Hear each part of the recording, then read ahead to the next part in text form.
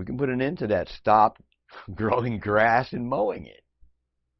I mean, that's all for vanity anyway. It's only for show and looks. If we can't put aside our life, this desire to be showy, to keep up with the Joneses, to try to make our stuff look better than his stuff, if we can't drop that kind of competition, then we can't get out of this.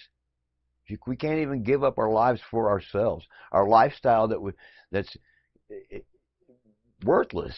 76. Okay, sorry, I'm gonna say 76 billion gallons of, barrels of oil are used every year just to do lawn maintenance.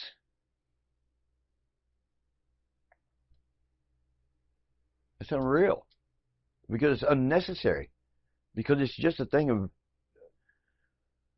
to show off your lawn, to try to be like everybody else. There's no use in growing a lawn. It all started apparently with the royals in Great Britain, and everybody wanted to be like the king and the queens. They wanted that. I mean, they hired lots of people to go out with scissors and cut their lawns. Now we use petroleum products, motor. I mean, we not only are we cutting our lawns so they look nice for no reason. I mean, yeah, we could have some play area on some grass, but really, if you cover the earth, you don't need a lawn.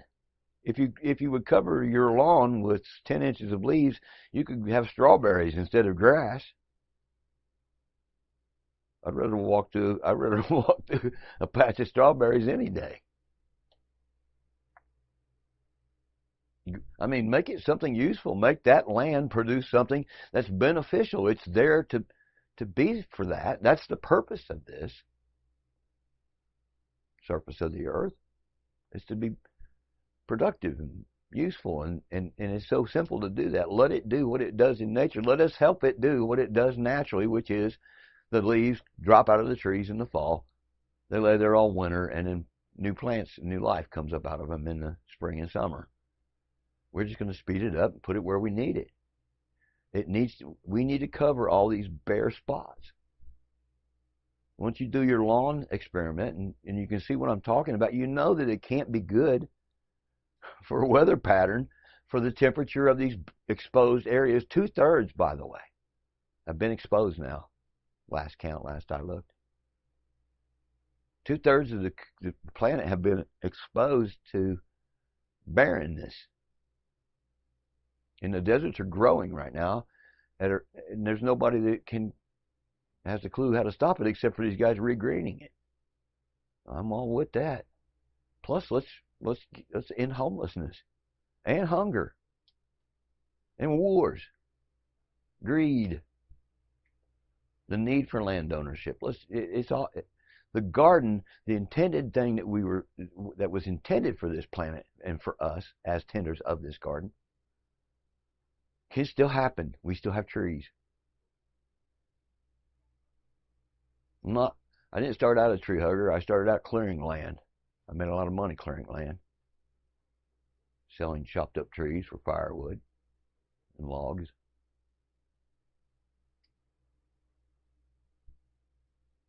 I won't do it now. I'm trying to get all those back and more now. I want to replace all those and cover the rest that needs covered with trees.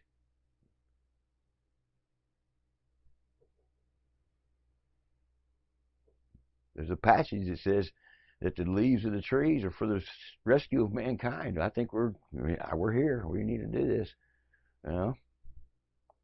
And if you haven't seen what's going on, go watch a video on YouTube called "The Story of Stuff." It's a very accurate depiction. It's very simple to understand. I call that "Destruction of the Earth 101." And you can call this, that's what I want to label this one, "Saving the Earth, Saving the World, Saving Mankind 101. It's very simple.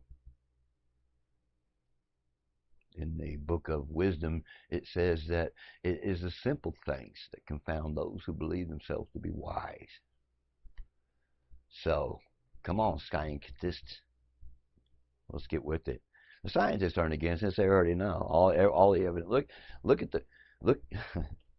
Some of the research that that needed to be done to prove what I'm saying wasn't being done because everybody was pro commercial agriculture. That's where the money is. Nobody was paying for research to do otherwise until they legalized marijuana and growing marijuana out in California. And the doctors wouldn't prescribe anything that had anything poisonous in it. So everything that you see on the shelves at your nursery center anywhere in this country, all those chemicals, they could not use them on the marijuana plants. Excuse me. Because they were afraid it was going to endanger their patients. Now, everything on those shelves, all those poisons are meant for you to go out and put on your garden, and that's and even stronger than those are being used to farm commercially. So everything you buy, even the organic stuff now, because now they say, well, we should be able to use arsenic, right?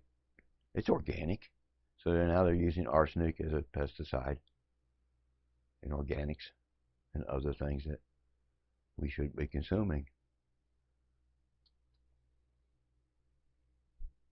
So all those got to go so we can be healthy. So, but the marijuana industry, the marijuana growing industry, the desire to grow pharmaceutical grade marijuana, I want to grow pharmaceutical grade, nutritious, highly dense, nutrified food.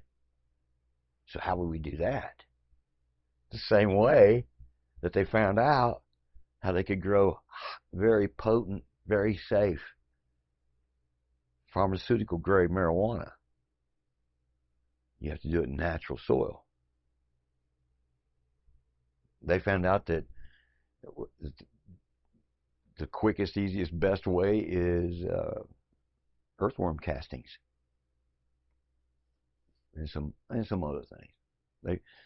This is how we know. All these years we've been spraying all these commercial fields. I grew up in the heartland, farmland in Indiana, and we saturate those fields with antifungals because we were afraid fungus was going to get on the corn. When we did that, we destroyed all the mycorrhiza. And what they found out in these studies that these scientists who were trying to find out how to grow the most potent, safest marijuana, pharmaceutical grade marijuana, found out that these mycorrhizals are able to deliver nutrients at nearly light speed to the plants, almost before the plant knows that it needs it, up to 20 miles to the plant's roots delivery system.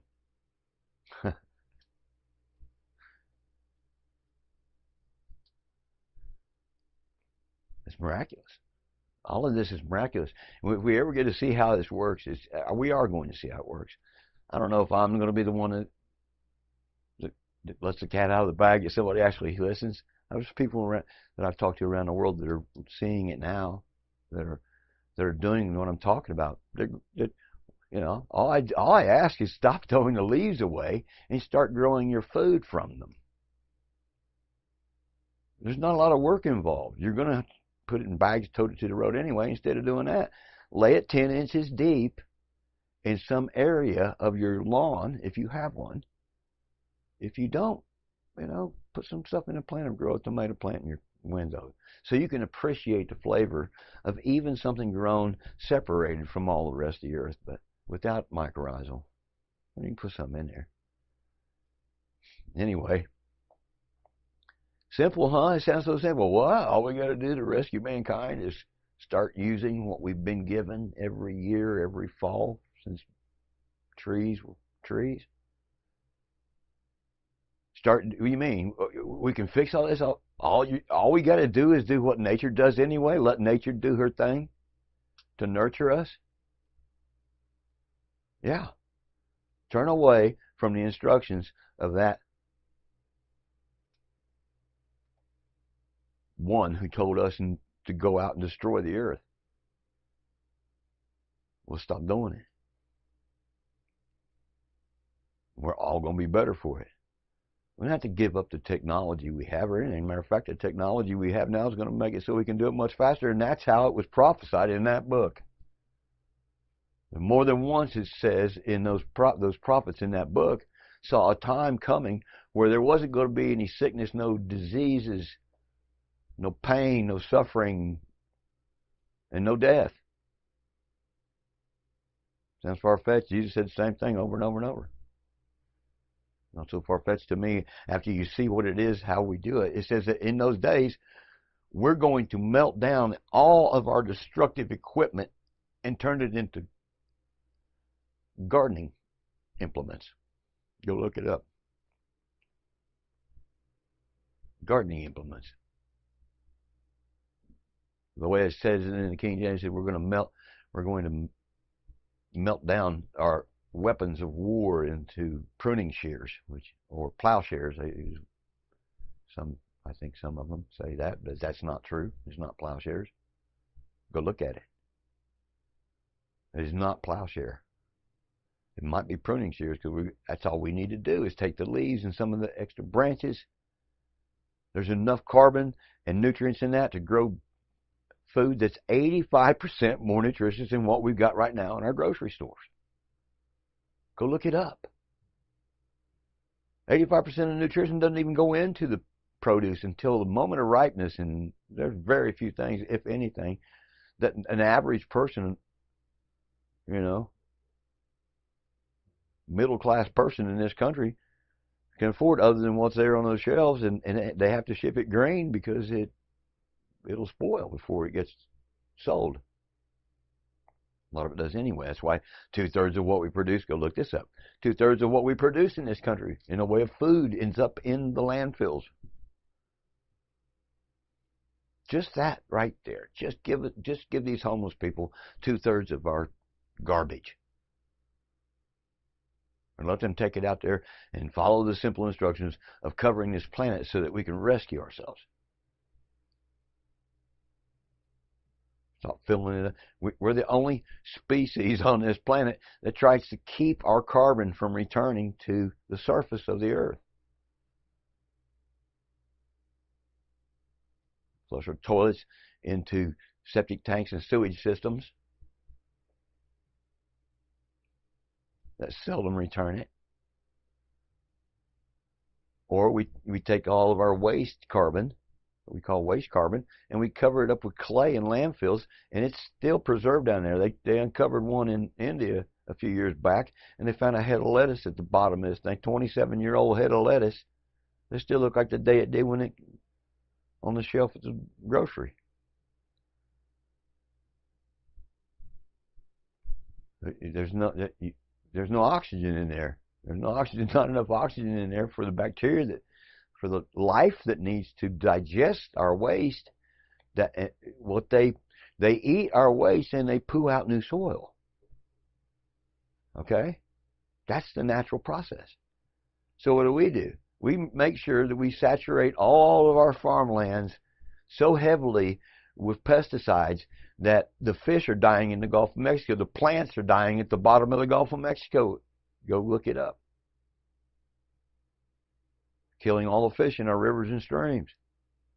Why? Because we want to make sure no bugs get on our crops. There's supposed to be bugs in there.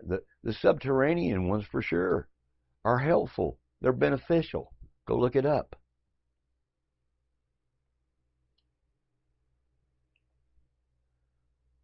If we can eat the produce from a plant that has been treated like royalty all its life and never had to work or strain, but when you've got soil that you planted the plant in that dries out quickly and then floods easily, and then the minerals are washed off instantly, and then the sun comes out and the temperature goes up quickly, and then the sun goes down and the temperature goes down quickly, that's not the way a plant was meant to live. When you cover the earth instead of tilling it, It gives an insulative cushion. It provides a continuous amount of compost tea and moisture. The plant never goes thirsty. It can always have something to drink. It can always have a steady flow of nutrients being fed to it by the digestion of biomaterial, decomposition in one form or another. There's a fungal decomposition that goes on that produces extremely nutrient-rich food that surrounds the roots of the plant, so it doesn't have to stretch out. It's not stressed. The plant is treated, is weighted on hand and foot by those microbial life forms. And if you can find on this earth a place where the land hasn't been disturbed, grab a tablespoon of it, stick it up under a microscope, and what I've been told by the people who've tried that, there's more microbial life forms in that one tablespoon of pristine soil, living soil, than there is people on the face of the earth right now. And all those things are in there to help make new soil and feed the plants. You go out to where I was raised, in the middle of one of the cornfields out there, and grab a tablespoon out of there, and if you see anything alive in it, don't tell the farmer, because he'll get the spray out. See how backwards this God is taking us in the wrong direction. He's so backwards. He doesn't know. He never knew what it was like to be like us. He's not afraid of dying, because he can't die, because he's an immortal.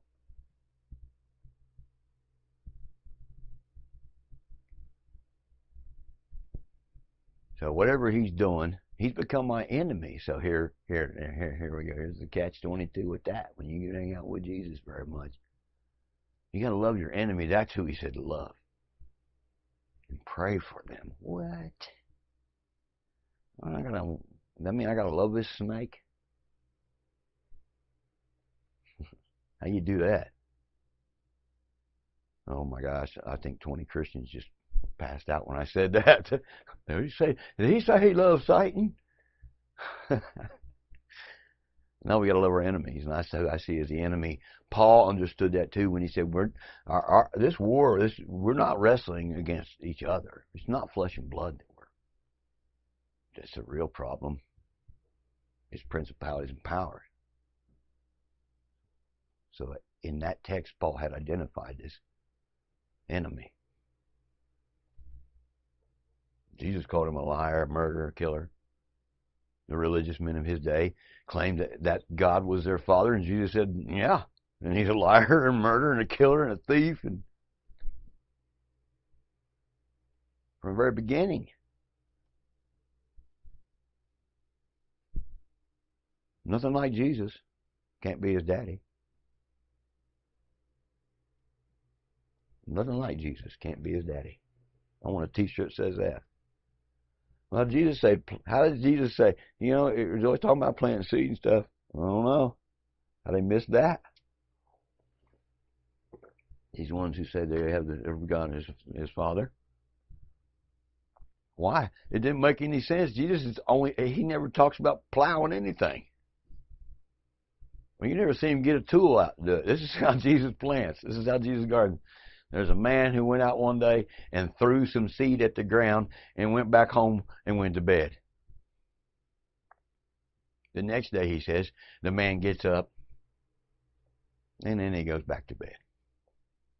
The next day, the man gets up and then he goes back to bed. This is why you don't hear this in the church, man. They don't understand what's wrong with Jesus. He says the next day, the man gets up and he goes back to bed. It's a stuck record, ain't it? And then he says, one day the man gets up and there's a harvest and he's satisfied. And he said, that's what the kingdom of my Father is like. Not here it ain't, is it? Doesn't that sound like a good kingdom to have here, though, instead of the one we're under right now, instead of the one we're doing right now? It's not men. I'm not upset with men. I'm not really upset with my enemy anymore, because we have learned What we've learned from this enemy, this harsh and cruel master that's been over us for 6,000 years, is that we truly don't like being treated the way he treated us.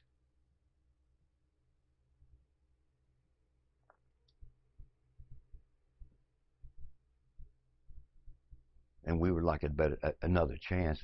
Everyone that he's taken from us, all that he's taken from us, is coming back. I haven't figured it all out yet, but I know those prophets aren't lying when they say he's got to pay us back. First, he has to fall into the pit that he dug for us. His religion's going to get him back. He's going to fall into the snare that he threw out there for us. That's what's coming. The end of the church age, the beginning of this new earth is coming. We got to do what Jesus said to do to get that to happen, I think. I don't know how many of us, I've been working on it. He told us to pray. The only thing he ever told us to pray was to pray that the current kingdom be replaced by the Father's kingdom. The current kingdom of what's been described to me by many a religious person, they call it the kingdom of Almighty God that exists on earth, that nothing on this earth is done without his doing it. He's fully involved. He's very active. According to them, everything that happens, if he needs to teach you a lesson, he can hurt you. And if he really wants to, if you really upset him enough, you really cross him enough, he'll take you home. Which is nonsense. We didn't come from where that thing came from. We don't come from heaven. That book says we were made right here. We're hybrids. We're above those things in many ways, especially in this part of creation. This is ours. This part of creation is ours. Papa gave it to us. Snake needs to go. Snake God needs to get out of here. He needs to leave us alone. We've learned. We're mourning. Mourn over it. All of our losses, mourn over our losses now, and then we'll get rid of him. And we're the same thing. The same book says there's going to be 1,000 years of us being able to do it without his interference anymore. It'll just be us and Papa's instructions. We're naturals at this. What I'm talking about. I couldn't garden for hoo-hoo. I tried for 20 years to grow a garden. I was the worst gardener ever walked the face of the planet. Not only did I not have a green thumb, I think that I think my thumb was anti-garden thumb. And I tried and tried and tried. I worked all summer to get a bushel of stuff that was barely edible. Out there in the hot sun pulling weeds, digging with a hoe. I've been doing it. I had been doing it since I was a child. My family garden. I remember the first instruction that I ever was given in a garden was to take this shovel and turn this over because the land needs to breathe. That's absolutely insane from a scientific point of view. Scientifically, that's the worst thing you could possibly ever do is expose what's under the soil to the sunlight. Kills everything. Not meant to have sunlight down there. It's the most destructive practice ever imposed on this planet.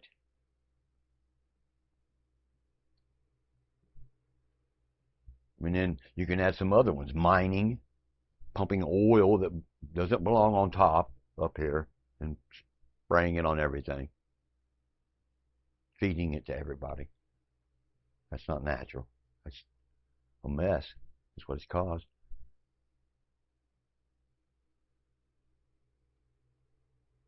So, we'll start with the homeless people. They ain't got nothing else to do except tend a garden, right? I think they do that for a forever house that nobody can take away from them. Let them live there. They'll be so healthy from eating what they produce, they won't need the medical system. I mean, right now, That's a huge cost in all these homeless programs, is they're trying to keep these people who are absolutely worn to a frazzle because they're always anxious and always on edge and don't know where they're going to sleep. You know, I've never done it because I never had the nerve to sleep under an overpass, but I've seen a lot of times when that was the only place these people could sleep, so they do. In Vegas, they sleep in the ductwork, in the water drainage systems under the streets.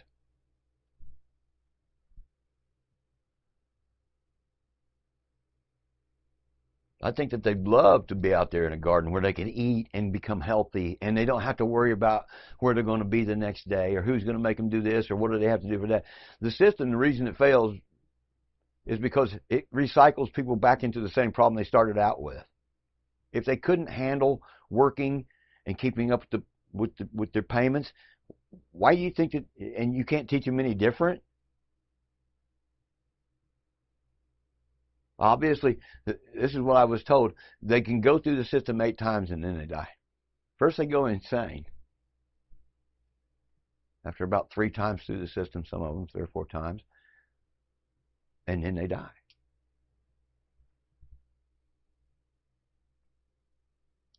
We can provide them. I was going to say I can provide them. Here's the idea I'm going to give to you to help provide them a forever home and a better life for free. Well, maybe not for free at the start.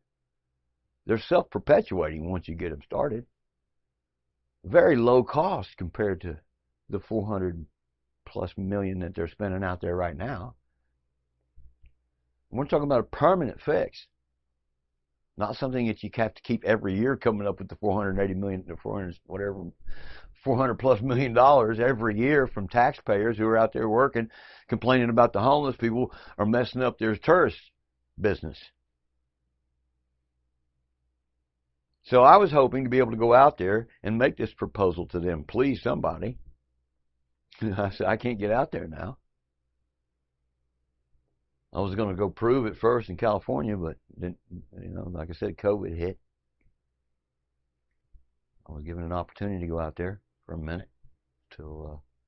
Sorry, I said that out loud. People going, "Oh my gosh, you're getting flagged." I've been around too many conspiracy theorists, I reckon. Anyway, I think this is the biggest mother of all. I did a video 3 or 4 years ago, and that's what it's called, the mother of all conspiracy theories. Oh my gosh, there's an extraterrestrial, an alien presence on our planet that came from a place, another astral plane, interdimensional creature, and many interdimensional creatures according to those texts. But the ballsiest one, the one that stood up and declared himself our God, needs to be dethroned. The same way Jesus said to do it. Just ask the Father who loves us, that His will, His good will towards us be done on this earth instead of that God's. Yeah, yeah. Can you agree with that? Huh? Anyway, I don't know how long this thing is. I haven't looked at the screen yet to see how long I've gone, but I appreciate if you stayed this long and listened. I don't want your money. I don't want you to follow me. I don't want you to do none of that. Just think about this. It's just common sense. It's so simple. Let me plant that seed. Let me throw that seed at you. All right? All right. Let me go find out here. Peace. I don't think I've ever had to do this before, but I made a mistake in the video when I said 76 billion barrels of oil. I think it was 76 million, okay? Not billion. So